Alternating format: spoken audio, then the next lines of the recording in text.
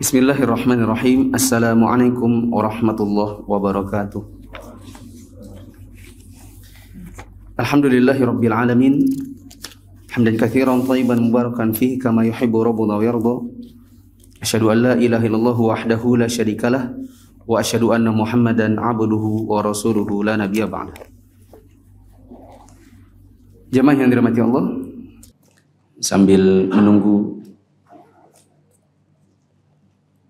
kameramen, pengumuman insyaallah ini tanggal 22 dan minggu kita masih ada satu kali lagi kajian hari Selasa yaitu tanggal 29, dan setelah itu libur Ramadan. Dan sebagaimana yang dulu saya pernah sampaikan, di akhir bulan, intinya di salah satu minggu dari bulan kita belajar buku ini, kita akan pindah masjid sesekali untuk memperkenalkan sunnah kepada kaum muslimin yang lain. Dan sudah diminta oleh salah satu teman perwakilan dari takmir Masjid Baitul Mubarak. Masjid Baitul Mubarak itu di sebelahnya PHM.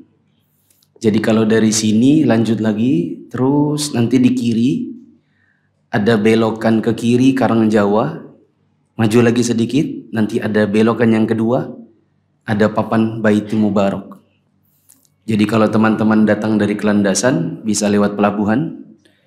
Kalau teman-teman datang dari Gunung Guntur atau datang dari sekitarannya, Balikpapan Baru, teman-teman bisa lewat Karangjawa saja, jangan muter ke sini karena kejauhan. Motong di Karangjawa, nanti tembus Jalan Minyak, belok kiri sedikit, nanti Baitul Mubarak, pelangnya ada di kiri. Tepat di sebelahnya PHM. Dan saya berharap teman-teman nanti ketika kajian di pekan yang akan datang bisa hadir di sana. Dan saya belum pernah ngisi di sana, jadi saya belum tahu kondisinya.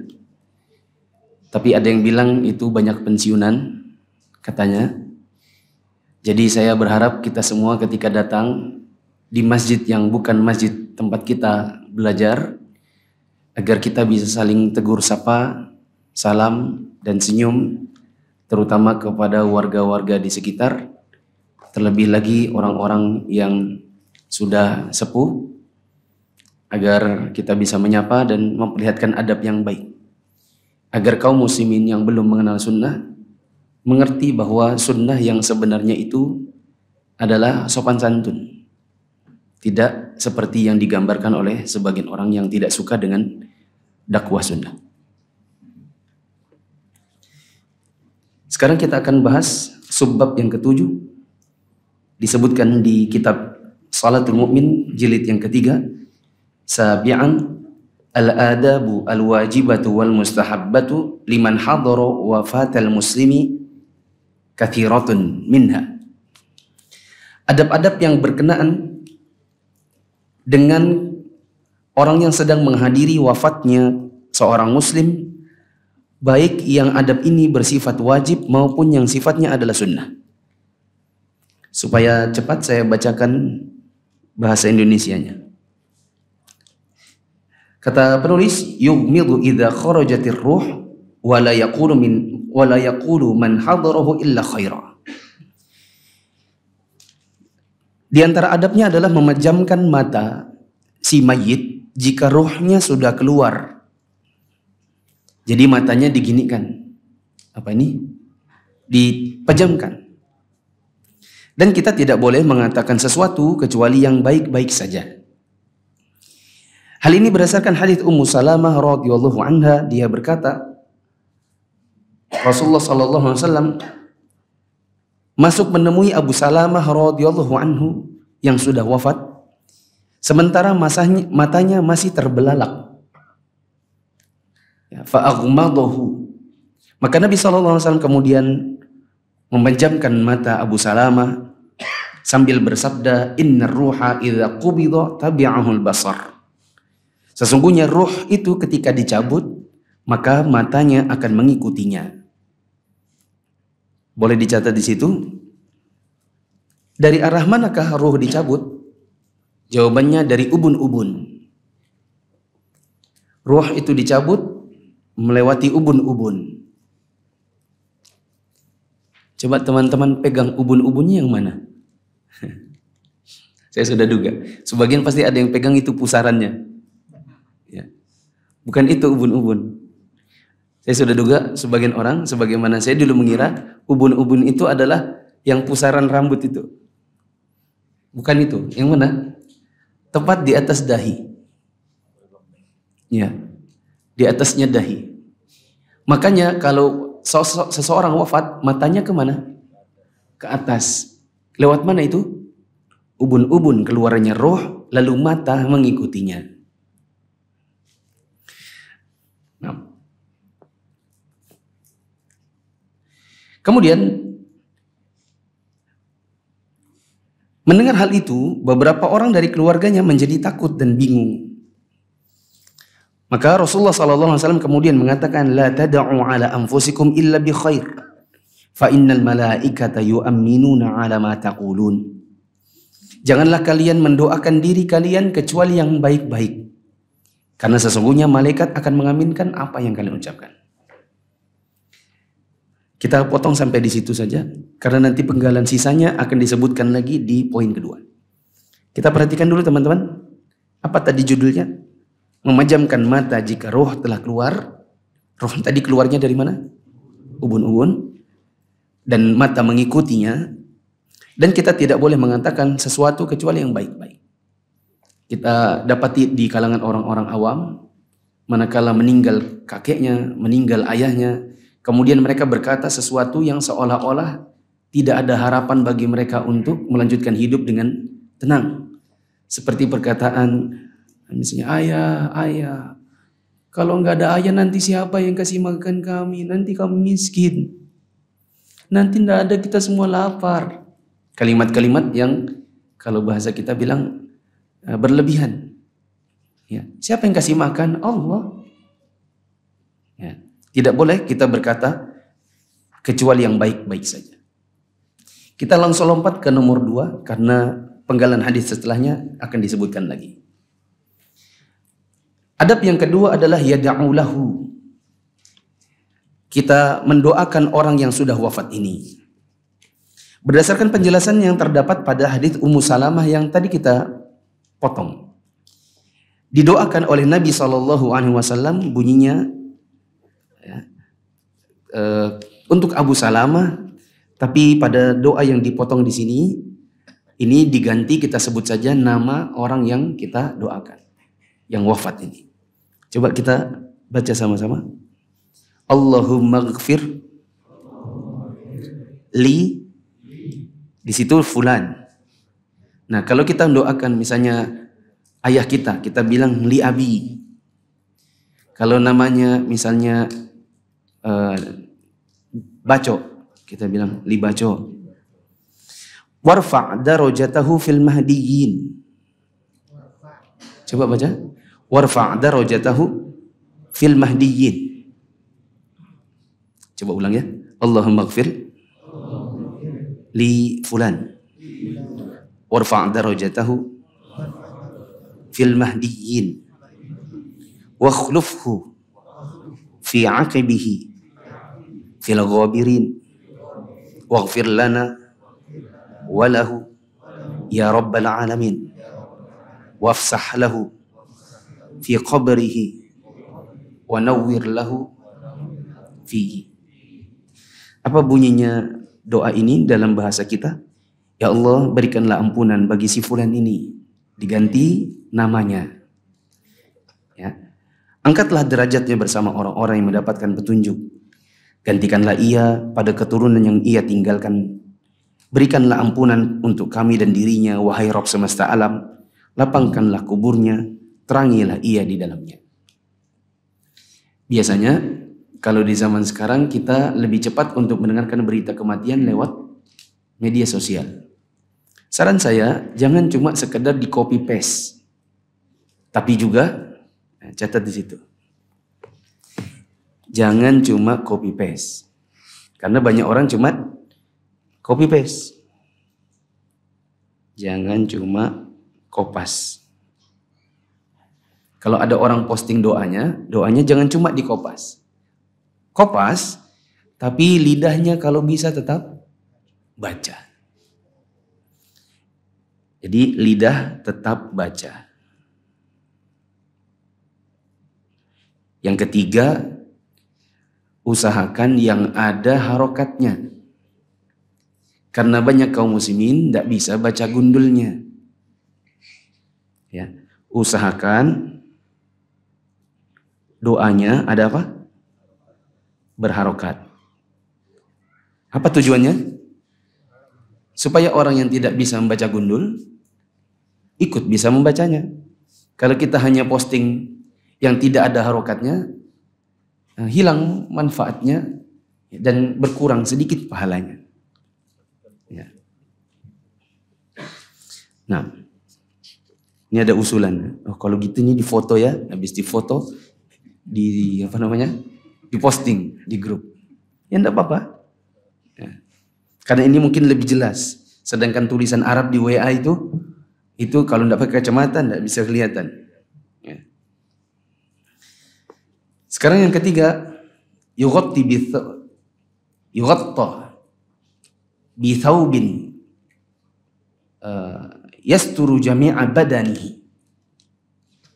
Ya. Si badannya ditutupi dengan selembar kain, yang selembar kain ini bisa menutupi seluruh tubuhnya.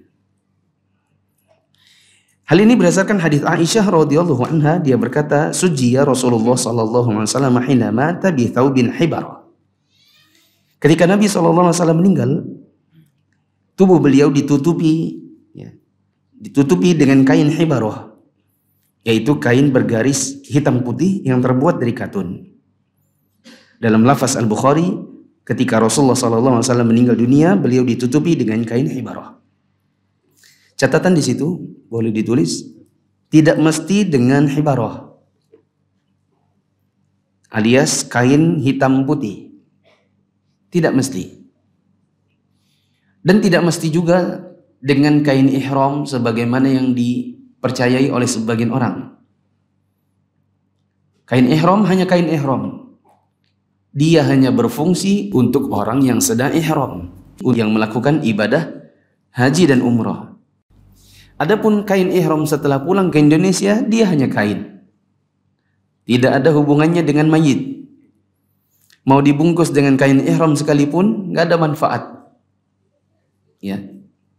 Seandainya orang yang tidak pernah sholat, seandainya Allah sudah janjikan untuknya azab kubur, maka kain ihram itu tidak akan bisa bermanfaat. Jadi dengan kain apa? Intinya kain. Bila misalnya di rumah ada kain jari, ya jari ya, yang dari Jawa, kain batik, adanya itu ya enggak apa-apa. Kalau adanya kain ihram ya enggak apa-apa. Tapi kain ihram ini dipakai bukan karena kain ihramnya, melainkan kain ihram itu biasanya panjang. Begitu saja. Karena ada sebagian orang yang memaksakan untuk ambil kain ihramnya dia waktu dia dulu haji. Ya, di mana nek? Cari di kopernya. Kopernya di mana? Di gudang. Dicari lagi di gudang, dikeluarkan lagi. Kemudian dihentak-hentak karena berdebu. Karena alasan ada keyakinan khusus dengan kain ihram itu. Padahal tidak ada. Ya. Sekarang yang keempat, la yughatta ra'sul muhrim wala wajhuh. Kepala seorang yang sedang berihram manakala dia wafat tidak ditutupi. Kalau nomor 3 tadi ditutup seluruhnya, ya kan? Artinya kepala sampai kakinya ditutup semua. Itu yang nomor 3. Di nomor 4 ada pengecualian untuk orang yang meninggal dalam keadaan ihram. Misalnya dia sedang ihram untuk haji atau sedang umrah. Kemudian dia wafat. Maka kepalanya tidak ditutup. Kepalanya tidak ditutup. Hal ini berdasarkan hadis Ibnu Abbas radhiyallahu anhuma tentang seseorang yang terjatuh dari kendaraannya lalu patah lehernya. dan dia meninggal karena terjatuh dari kendaraan atau hewannya itu, padahal dia sedang dalam kondisi berihram. Maka Nabi SAW kemudian mengatakan, igsiluhu bima'in wa sidr wa kaffinuhu fi thawbayhi wa la tukhammiru ra'sahu wa la wajhah fa innahu yub'atsu yaumal qiyamati mulabbiyan. Mandikanlah ia dengan air dan sidr atau daun bidara, kafanilah dia dengan kedua kainnya. Kedua kain yang mana? Kain ihram, kan kain ihram laki-laki itu atas dan bawah. Serta janganlah kalian tutupi kepalanya, jangan juga ditutup wajahnya. Nanti di hari kiamat dia akan dibangkitkan dalam kondisi bertalbiyah. Ya. Di antara para ulama kita ada yang mengatakan maksudnya adalah siapa yang wafat dalam keadaan ihram, maka dia juga dibangkitkan dalam keadaan ihram dan kematian itu tidak memutus statusnya. Maka bila di dalam posisi ihram kita tidak boleh menutup kepala, kan nggak boleh orang ihram pakai peci atau menggunakan kain ihramnya untuk tutup kepalanya. Ya. Tidak boleh juga misalnya dia menggunakan wangi-wangian, maka itu akan berlaku manakala dia wafat. Dalam suatu riwayat disebutkan wala tuhannituhu. Janganlah kalian mengelumurinya dengan wangi-wangian. Ya, hanut itu sejenis wangi-wangian, tapi yang dimaksud di sini adalah parfum. Tidak bermakna terus kalau hanut nggak boleh, tapi kalau parfum raja parfum boleh, misalnya gitu. Atau apa? Parfum yang kita pakai buat sholat. Hanut ini di sini maksudnya adalah contoh wangi-wangian, dan ini mewakili seluruh wangi-wangian. Intinya tidak boleh dikasih wewangian.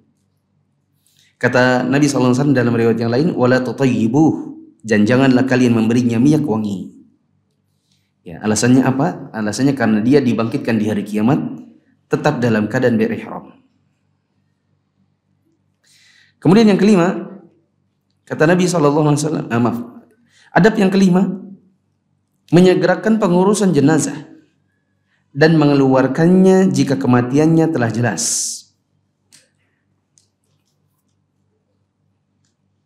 Nah, demikian pula segera untuk melaksanakan hak-hak jenazah. Ya, jadi tadi pengurusan jenazahnya disegerakan, ya, dan pelaksanaannya itu dipercepat. Demikian pula hal-hal lain yang berkenaan dengan memandikan, mengafani, dan mensalatinya. Ini berdasarkan hadits Abu Hurairah radhiyallahu anhu dari Nabi SAW bahwa beliau bersabda, asri'u bil janazati fa in taku salihatan fa khairun tuqaddimunaha ilaih wa in taku siwa dzalik fa syarrun tad'unahu an riqabikum. Kata Nabi SAW, percepatlah untuk mengurus jenazah. Jika jenazah ini orang saleh, maka hal itu adalah kebaikan yang kalian segerakan untuknya. Tetapi jika dia tidak demikian, dia bukanlah orang saleh, maka itu adalah keburukan yang kalian tinggalkan dari pundak-pundak kalian. Fasyarrun tad'unahu an riqabikum, itu adalah keburukan yang segera kalian lepaskan dari pundak-pundak kalian. Nah, beri catatan di situ, banyak kaum muslimin yang biasanya menunda pelaksanaan pengurusan jenazah dengan alasan anaknya masih di luar kota, kakaknya masih di lokasi, ya, ingin dilihat dulu, tunggu dulu. Kakaknya berapa lama lagi? Mungkin 2 hari. Ya. Maka ini tidak sesuai dengan sunnah. Perbuatan seperti ini, sebagian ulama mengharamkannya dan sebagian lagi memakruhkannya. Nah,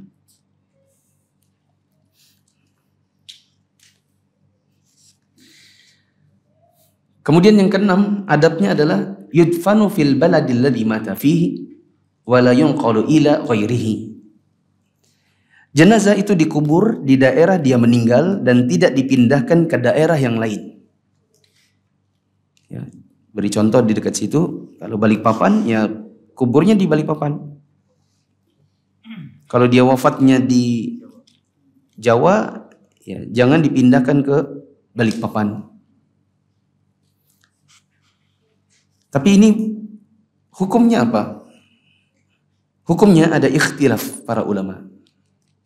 Sebagian dari mereka mengharamkannya, sebagian lagi memakruhkannya, kecuali kalau ada hajat. Adapun yang membebaskannya, saya tidak tahu ada ulama yang mengatakan demikian. Saya tadi membaca artikel, saya cari-cari tentang pendapat para ulama berkaitan dengan pemindahan jenazah. Mereka berselisih hanya dengan pendapat haram atau makruh. Dan makruh itu jadi boleh manakala ada hajat. Tapi ada pun yang membolehkannya seluas-luasnya, ini tidak ada. Ya. Maka karena tidak ada pendapat yang demikian, maka kita jangan bikin pendapat sendiri. Jenazah tidak dipindahkan ke daerah yang lain, karena dengan memindahkannya berarti bertentangan dengan perintah untuk menyegerakan dalam penguburannya. Tadi kan Nabi SAW sudah bilang, asri'u bil janazah. Segerakan untuk mengurus jenazah. Kalau kita pindah-pindahkan dari satu tempat ke tempat yang lain, maksudnya dari satu negeri ke negeri yang lain, maka ini berarti menyengaja untuk memperlambat pengurusannya. Hal ini sebagaimana hadis Abu Hurairah radhiyallahu anhu yang telah dijelaskan sebelumnya. Juga sebagaimana hadis Jabir radhiyallahu anhu, dia berkata, pada saat terjadi perang Uhud, bibiku datang dengan membawa jenazah bapakku untuk dikuburkan di tempat pekuburan kami. Lalu seorang penyeru yang diperintahkan Rasulullah SAW mengatakan, ruddul qatla ila madaji'iha. Kata Nabi SAW, kembalikan para jenazah orang-orang yang telah mati syahid itu di tempat pembaringan terakhirnya. Karena tadi ada rencana bapaknya Jabir, yaitu Abdullah, mau dipindah ke tempat pemakaman, ibaratnya pemakaman keluarga. Ya, sementara dia wafat di tempat mereka berperang. Di dalam lafaz Abu Dawud disebutkan, inna Rasulullah sallallahu alaihi wasallam ya'murukum an tadfanu al-qatla fi madaji'ihim. Sesungguhnya Rasulullah sallallahu alaihi wasallam memerintahkan kalian agar menguburkan para jenazah yang mati syahid di tempat pembaringan terakhirnya. Maka akhirnya kami pun mengembalikan mereka. Karena itu Aisyah radhiyallahu anha berkata, ketika saudara laki-lakinya meninggal dunia di lembah Habasyah, lalu dibawa dari tempat ia telah meninggal tersebut, Aisyah berkata, tidak ada yang merisaukanku atau membuatku sedih, melainkan aku berharap seandainya saja ia dikubur di tempat di mana dia meninggal. Al-Imam An-Nawawi berkata di dalam kitab Al-Adhkar, sebagaimana yang disebutkan oleh Syekh Al-Albani dalam Ahkamul Janaiz. Ya, kata beliau, jika si mayit ini berwasiat agar dipindahkan ke negeri lain, maka wasiatnya tidak perlu dijalankan. Karena pemindahan itu hukumnya haram. Ini perlu distabiloi kata-kata haram sama Nawawinya. Berarti Imam Nawawi termasuk yang berpendapat hukumnya haram.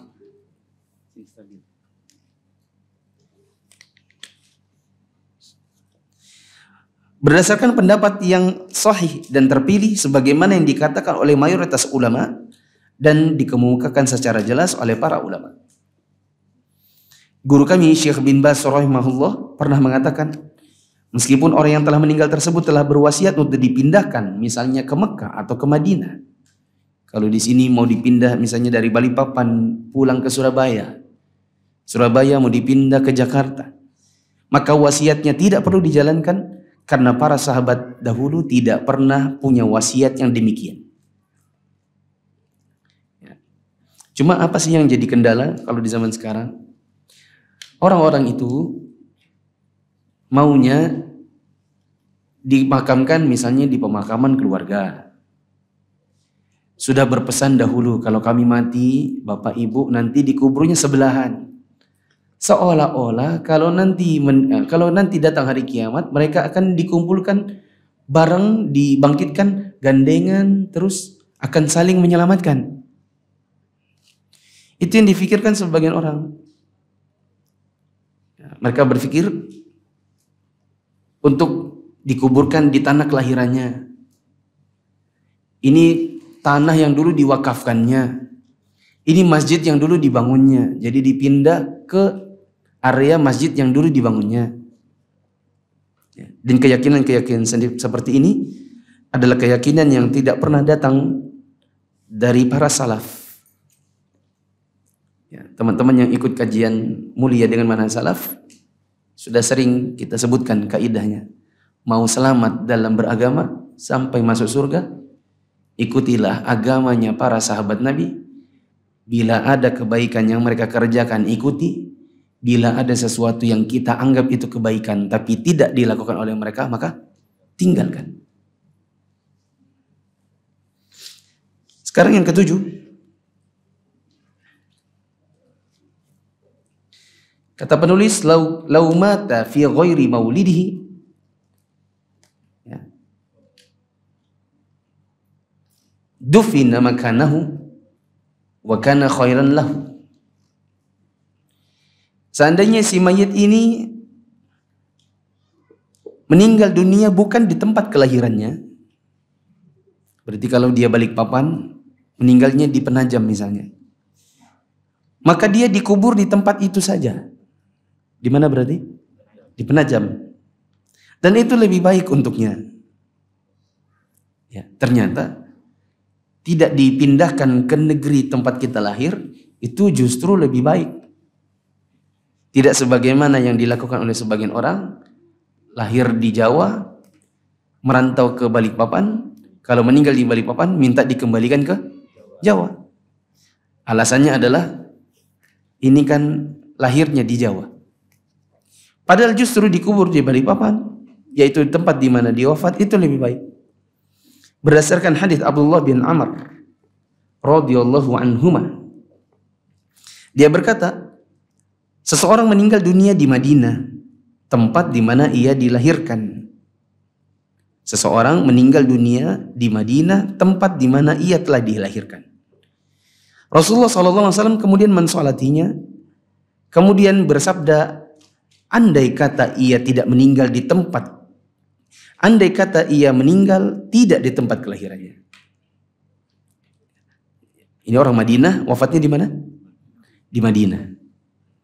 Nabi mengatakan, andai saja dia meninggalnya enggak di Madinah. Maka ada yang tanya, kenapa ya Rasulullah? Walima dzalik ya Rasulullah? Emangnya kenapa kalau dia meninggalnya bukan di Madinah? Maka Rasulullah SAW mengatakan, inna rajula idza mata bi ghairi maulidihi qisa min maulidi ila munqata'i atharihi fil jannah. Sesungguhnya jika seseorang wafat di tempat yang bukan tempat kelahirannya, maka akan diukur dari tempat kelahirannya sampai tempat akhir hayatnya kelak di surga. Bentar, saya lupa nguningin di layar.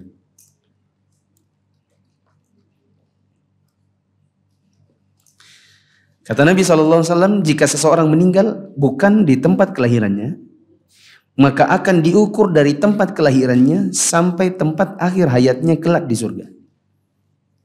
Paham enggak kira-kira? Apa maksudnya?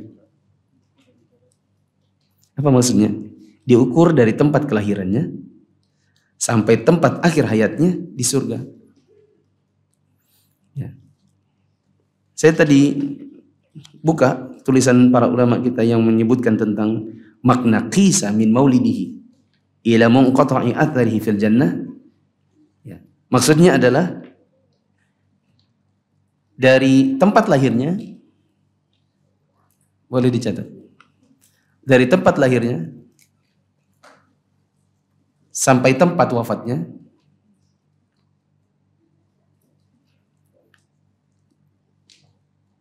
sepanjang itulah tempatnya nanti di surga.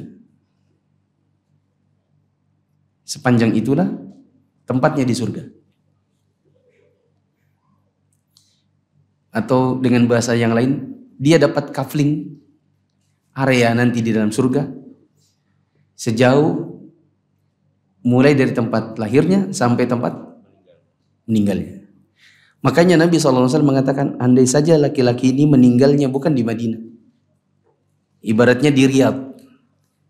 Riyadh itu sekitar 1000 kilo dari Madinah.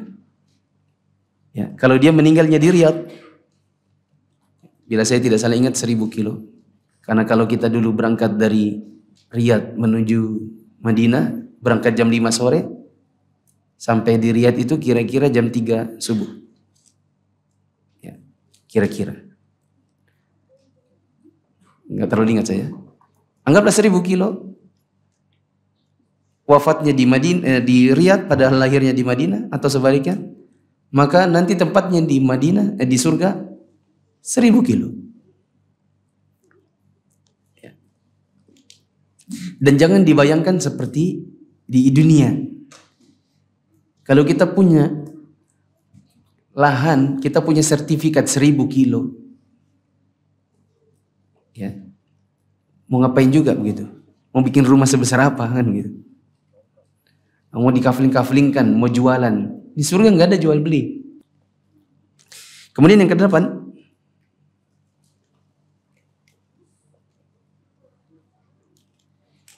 yubadaru biqada'i dainihi ba'da mautihi min mali. Segera dilunasi hutangnya yang diambil dari hartanya setelah dia meninggal. Ya, coba salah satu yang punya kuota, antum carikan di artikel yang terpercaya, ada di saya punya. Di Yufid kah, di manakah? Adakah jual beli dalam surga?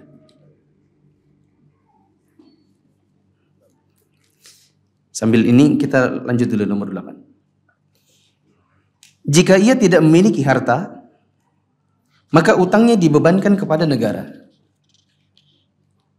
Namun bila negara tidak melaksanakannya, sedangkan orang-orang yang hadir ingin melunasinya dengan sukarela, maka itu diperbolehkan. Ya, berarti kalau dia ada harta, utangnya dibayarkan dulu pakai hartanya. Kalau dia tidak punya harta, maka diberikan kepada Baitul Mal. Kalau di zaman kita sekarang, ya kita meminta ke siapa? Ke negara. Ya, ke negara kita banyak utang. Terus mau ngutangin hutang-hutang rakyatnya? Jadi diminta kemana? Kalau zaman sekarang bisa minta di lembaga zakat. Ya, di sini di Indonesia banyak lembaga zakat. Baik lembaga zakat yang betul-betul mengumpulkan dan menyalurkan sesuai sunnah, maupun lembaga zakat yang sifatnya komersil dan kadang-kadang bikin konser. Banyak duitnya yang komersil. Kita ngajukan kepada mereka, ini ada orang meninggal dan masih ada utang. Kalau ada zakat, zakat layak untuk dibayarkan utangnya. Nah. Hal ini berdasarkan hadis Sa'ad bin Al-Atwal. Saudaranya meninggal dunia dan meninggalkan 300 dirham serta meninggalkan keluarganya yang menjadi tanggungannya. Aku bermaksud menginfakkan harta tersebut kepada keluarganya. Maka Nabi SAW kemudian mengatakan, sesungguhnya saudaramu itu tertahan dengan utangnya, maka lunasilah utangnya. Inna akhaka muhtabisun bidainihi faqdi anhu. Saudaramu itu tertahan dengan utangnya, maka lunasilah utangnya. Dia mengatakan, wahai Rasulullah, saya telah melunasi utangnya. Ya, kecuali ada 2 dinar yang diklaim oleh seorang wanita padahal dia tidak punya bukti. Maka Nabi SAW mengatakan, berikan saja kepadanya karena sesungguhnya wanita itu benar. Nah, cuman zaman sekarang agak sulit ya. Ini Nabi SAW. Nabi yang bilang, bayarkan, wanita itu benar. Tentu kita akan percaya dengan Nabi. bila kita hadir atau di posisi dalam kondisi seperti ini. Kalau di zaman sekarang kita lagi sedih, malam-malam ada orang tidak tahu siapa datang lalu kemudian bilang, bapakmu punya utang sama saya. Buktinya ada Pak? Tidak ada. Ya, bimbang kita. Kalau nanti dibayar ternyata orang ini bohong, makan haram dia. Tapi kalau ternyata kita tidak mau bayar dan ternyata benar, hanya kita tidak mau bayar karena dia tidak punya bukti, maka orang tua kita yang kemudian dapat mudarat di hari kiamat, kita si malakama. Ya. Diriwayatkan pula dari Samurah bin Jundab radhiyallahu anhu, Nabi SAW pernah mensalatkan seorang jenazah. Kemudian setelah selesai, beliau bertanya, ahahuna ahadun min ali fulan? Apakah dari yang hadirin di sini ada yang keluarganya si fulan ini? Orang-orang terdiam, dan jika beliau mulai mengatakan sesuatu, maka para sahabat pun diam. Beliau menanyakan itu beberapa kali, sampai 3 kali. Tapi tidak seorang pun yang mengaku bahwa dia keluarganya si mayit. Tiba-tiba ada seorang laki-laki yang berkata, ini nah orangnya. Ya, dan orang itu pakai bahasa Arab. Adapun ini nah orangnya itu bahasa Balikpapan. Ya. Karena ini ya, dia diketahui ini loh keluarganya. Tapi ditanya Nabi beberapa kali kok nggak ngaku. Maka ada yang ngomong, ini loh orangnya. Kamu ini keluarganya tapi kok nggak mau ngaku sih? Nabi sampai tanya 3 kali. Ya. Samurah melanjutkan, maka seseorang bangkit dari arah belakang sambil menarik kainnya. Nabi pun bertanya kepadanya, apa yang menghalangimu untuk menjawab 2 pertanyaanku yang pertama? Sesungguhnya aku tidak memanggil dirimu kecuali karena kebaikan. Ya, dan laki-laki itu sepertinya takut ada sesuatu. Sesungguhnya si fulan, salah seorang dari mereka, tertahan karena utangnya. Tertahan dari apa? Dari masuk surga. Ya. Jika kalian berkenan, maka lunasilah. Jika kalian berkenan, maka lunasilah. Namun jika kalian tidak mau lunasi, kalian rela, maka serahkan dia saja kepada siksa Allah. Cobalah kalian temui keluarganya dan orang-orang untuk mengurusi urusannya. Akhirnya mereka pun melunasi utangnya hingga tidak ada seorang pun yang menuntut pelunasan utang lagi.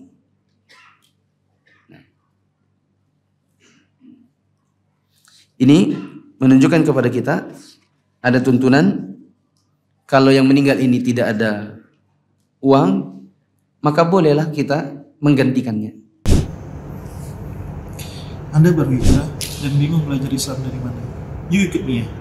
Mufid Islamic Academy atau MIA adalah sebuah program pembelajaran Islam melalui pembahasan kitab-kitab para ulama yang dibahas secara terstruktur dan berjenjang. Untuk informasi lebih lanjut tentang pendaftaran, teman-teman bisa mengakses di media sosial Mufid TV Official, baik yang ada di Telegram, YouTube, Instagram, maupun di Facebook. Assalamualaikum warahmatullahi wabarakatuh.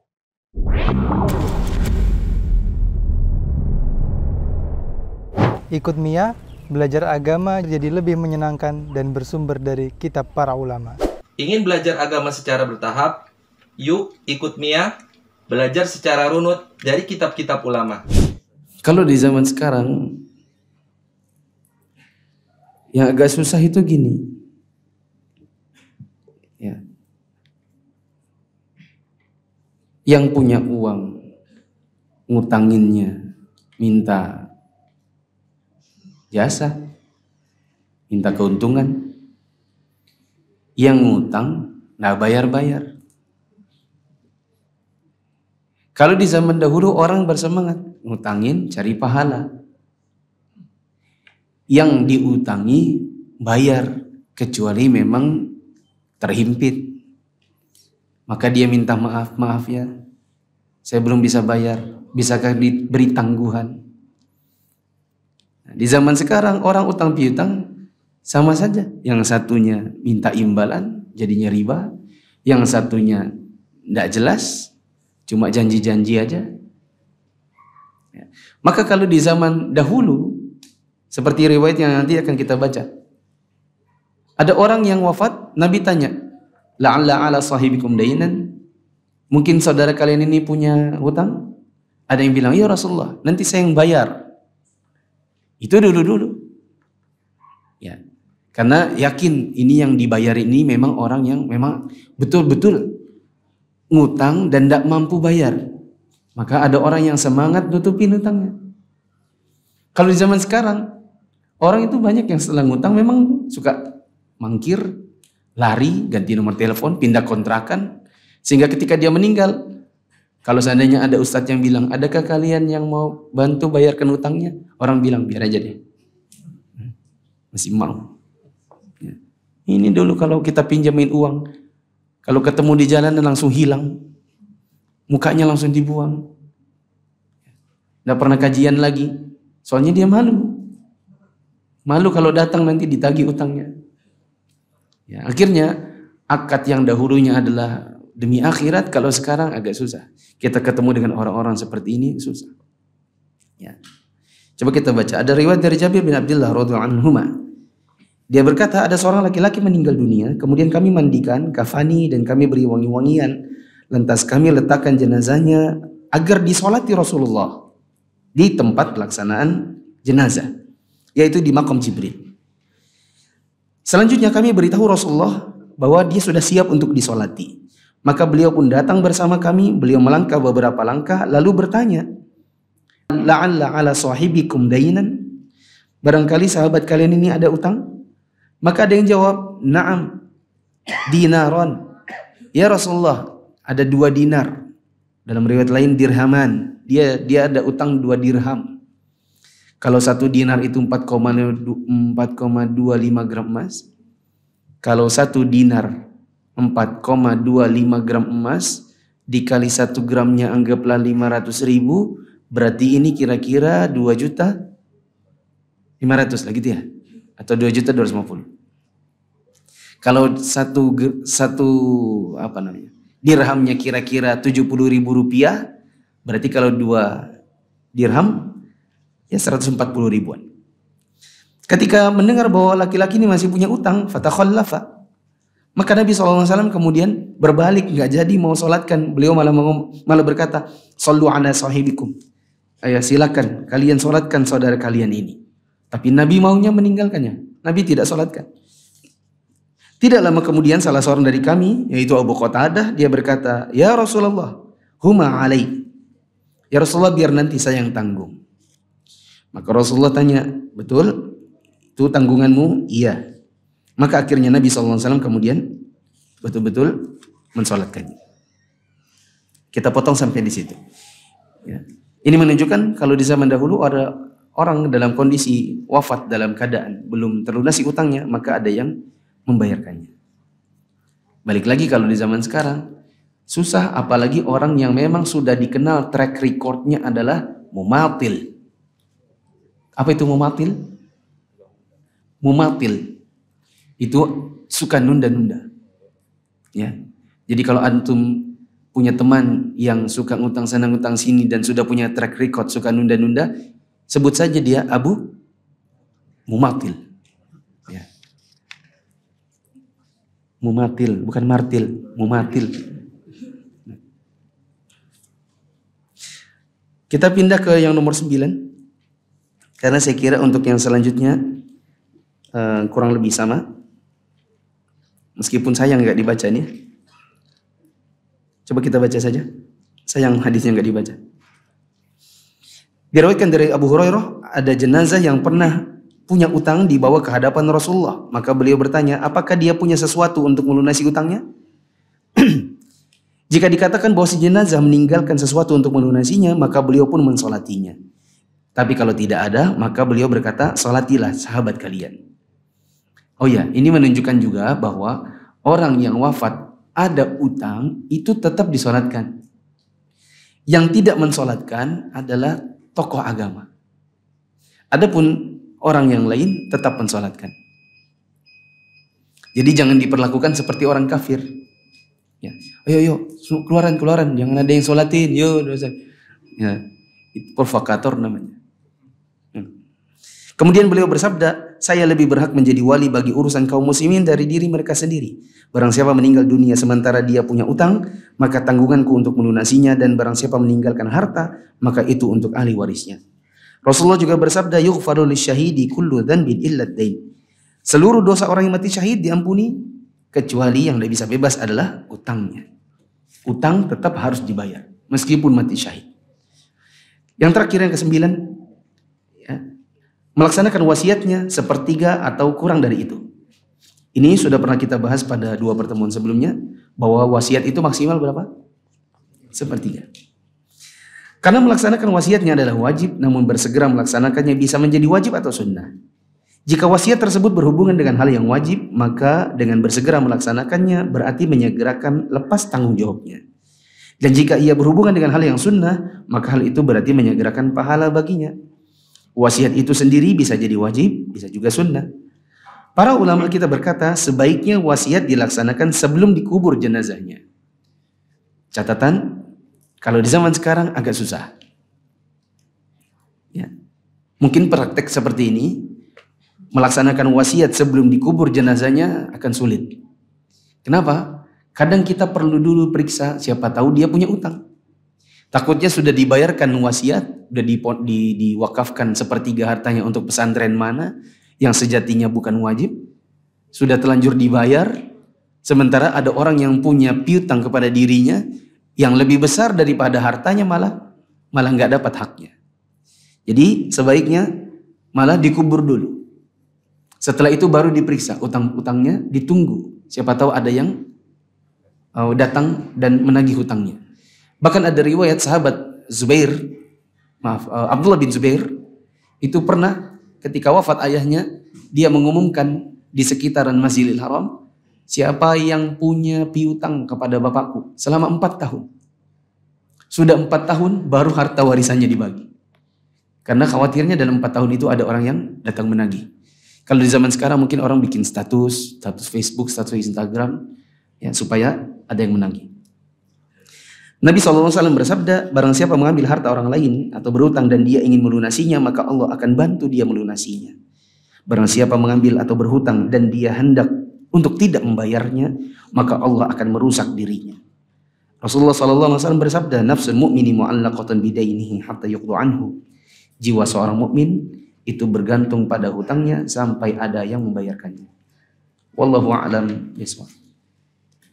Insyaallah kita akan ketemu di minggu yang akan datang di Masjid Baitul Mubarak bila jadi. Nanti teman-teman lihat dulu di grup-grup. Nanti insyaallah kita akan umumkan masjidnya.